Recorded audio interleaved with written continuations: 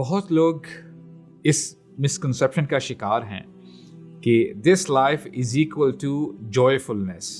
It's only about happiness, اور یہاں پہ بندہ صرف کمفرٹیبل ہی رہے گا. حالانکہ اللہ تعالیٰ ہمیں کچھ اور بتاتے ہیں. لقد خلقنا الانسان فی کبد، یقیناً ہم نے انسان کو مشقت میں پیدا کیا ہے. یا ایھا الانسان انک کادح الی ربک کدحا فملاقی، اے انسان تو مشقت پہ مشقت جھیلتا ہوا مجھ سے ملاقات کرے گا. اور جب آپ کو یہ حقیقت پتہ چل جائے کہ آپ نے اللہ سے ملاقات کرنی ہے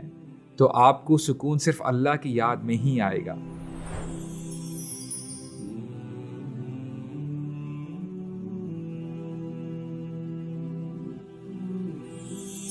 اور ابن تیمیہ رحمہ اللہ کے بارے میں آتا ہے he had a very rough life and he had to go to jail multiple times. اور ابن قیم رحمہ اللہ جو کہ اسٹوڈنٹ ہے ابن تیمیہ کے، وہ فرماتے ہیں کہ ہم جب باہر ہوتے تھے اور دنیا کی طرف دیکھتے تھے کہ دنیا میں کیا ہو رہا ہے، لوگ گناہ پہ گناہ کیے جا رہے ہیں، تو ہم سکون حاصل کرنے کے لیے، اپنے آپ کو کام ڈاؤن کرنے کے لیے اپنے استاد محترم سے ملنے کے لیے جایا کرتے تھے. اور ایک دفعہ ابن تیمیہ سے ملاقات کرنے کے لیے وہ چلے گئے. اینڈ مائنڈ یو کہ اس زمانے میں جو جیلز تھی، جیلز ور لائک ڈنجنز، وہاں پہ اسپائڈرز تھے، اسنیکس ہوتے تھے، بیٹس ہوتے تھے. تو ابن القیم ملنے کے لیے جاتے ہیں ابن تیمیہ سے اور کہتے ہیں کہ فجر کا وقت تھا، فجر کی نماز پڑھ کے ہم ملنے کے لیے گئے اور ہم نے دیکھا کیا کہ ابن تیمیہ اپنا منہ دیوار کی طرف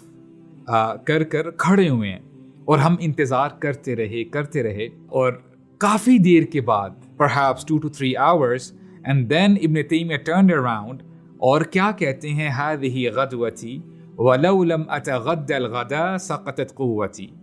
کہتے ہیں کہ this is my morning meal, if I don't have it my strength will be gone